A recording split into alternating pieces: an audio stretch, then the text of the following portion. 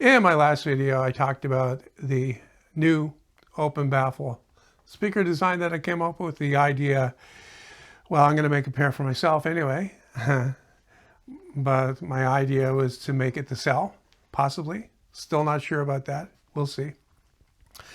But in that video, I talked about how, like why I'm picking open baffle and why I switched to open baffle and have been listening to open baffle for nearly 3 years now, and will probably never go back to box speakers again.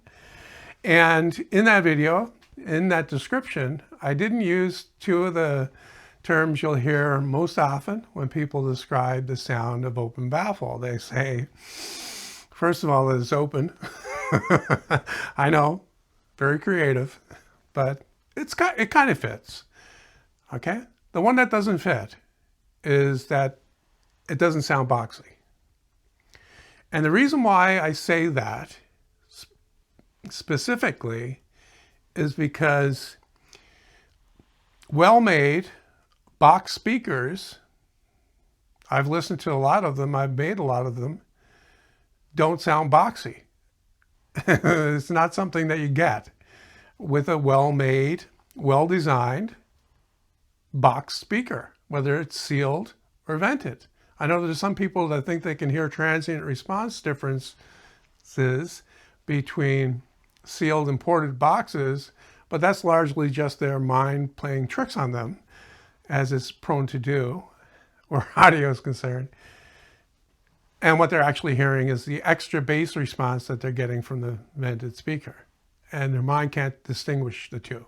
So you get your sealed, puts out a certain amount of bass, put that same driver, if it's capable of it, in a vented box, you're going to get more bass output. It's as simple as that. And your mind hears that extra bass content. And that's the difference. It's not out of time or phase differences or anything like that. It's just that extra bass. But if the speaker is well made, it will never sound boxy. Because I've never heard that other than, say, when I was a kid.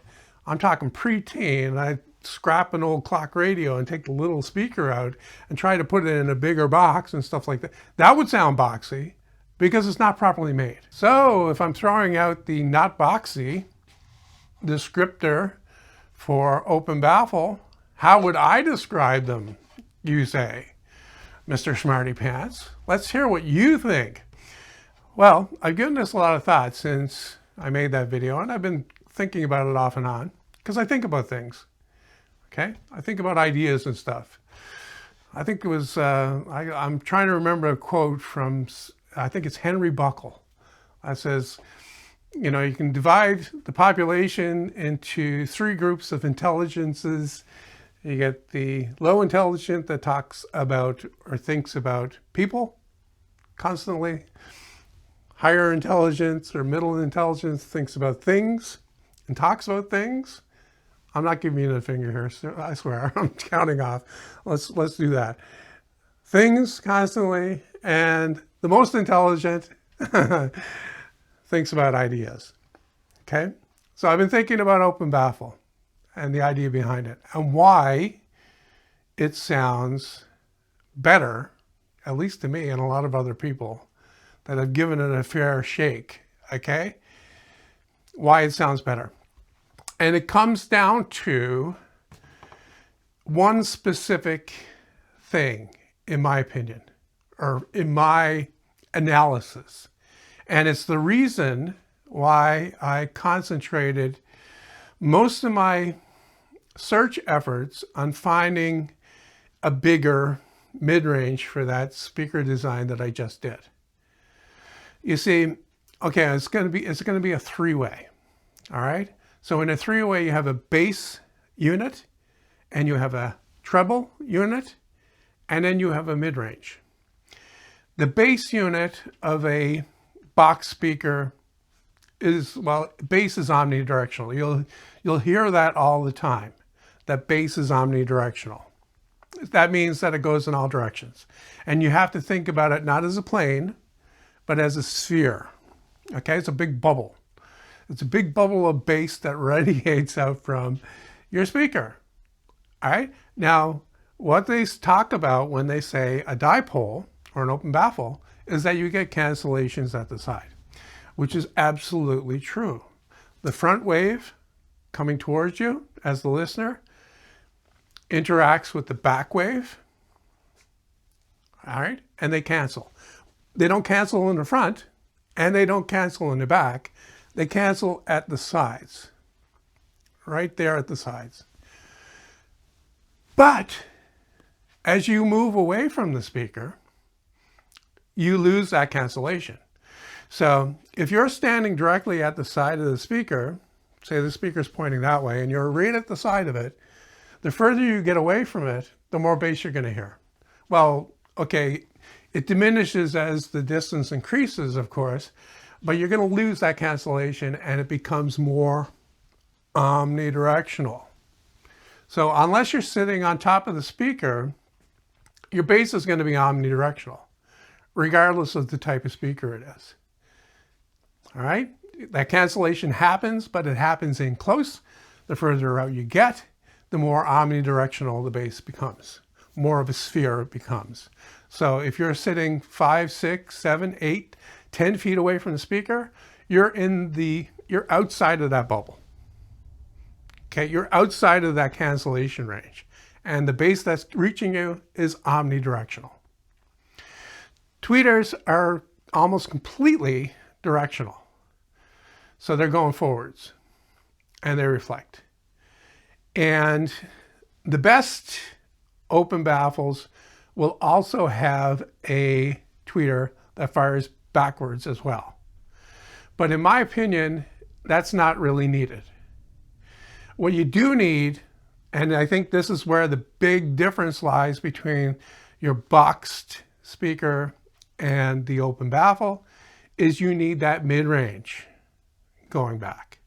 Because take your speaker again, in a dipole, you get a side cancellation, yes, but you get sound coming forward, and the mid-range sound is more directional than the bass. Also, you get sound going backwards. And what happens when that sound goes backwards is that it reflects off your front wall that's facing you. And when it reflects off the front wall, it comes back. Now, the signal at the back of the mid-range is out of phase with the front. So they would cancel at the side, but when it reflects off that front wall and comes back, it's mostly in phase with that front wave. So you get, instead of you getting a localized, say, point source for the mid-range frequencies, you get something that's more, well, larger. And not only larger, but more, say, kind of ethereal, which means ghostly. And I know that sounds kind of mystical, but that's probably the best way I can describe it. Whereas your box speaker presents kind of a solid image, this gives you something that's not blurry or distorted, but kind of, I don't know, special. In that it's got more to it, as in it has more size. You know, there's more there, and that's what I said. Okay, I used the term I like, more there. It's like there's more there. It's like your sound is not coming from this little small space.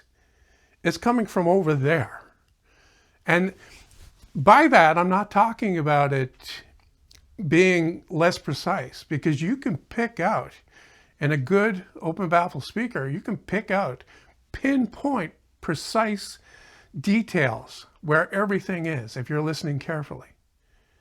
That's all you need to do, is listen carefully. You'll pick out every detail, every instrument, every voice, perfect center image, all the details. Guy over there is playing pianos. You can hear his fingers touching the keys and know exactly where it is. You can look up. You can look up at the ceiling, and you'll swear that the sound is coming from the ceiling. Now, I should back up here a little bit. and say that this is the case in my listening room, which I've talked about before, has a lot of acoustic treatment. So the effect may not happen in an untreated room, but I'm just describing the difference that I hear. I've never, ever gotten that from a box speaker. So if you're thinking about that reflection coming off the front wall, combining with the forward energy from the speaker, you're probably saying to yourself, well, is that accurate? You know, I thought you were objective with your treated room, John, was to eliminate first reflections. Well, that's true, but that's sidewall reflections, which can cause cone filtering because they arrive at your listening position out of time. But these, being out of phase to begin with, bouncing off the front wall, combining with the front wave, most likely, most of it, depends on the frequency, will mostly be in phase. So that mostly part means that there is some distortion happening, but it's a pleasant kind of distortion. And the other thing is, it doesn't matter what type of speaker you have. There's always going to be some inaccuracy between the recording and how it reaches your ear.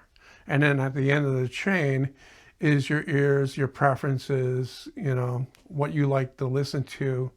That also colors everything.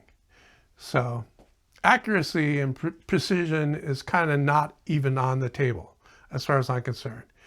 At the end of it, what I prefer to focus on is your listening enjoyment.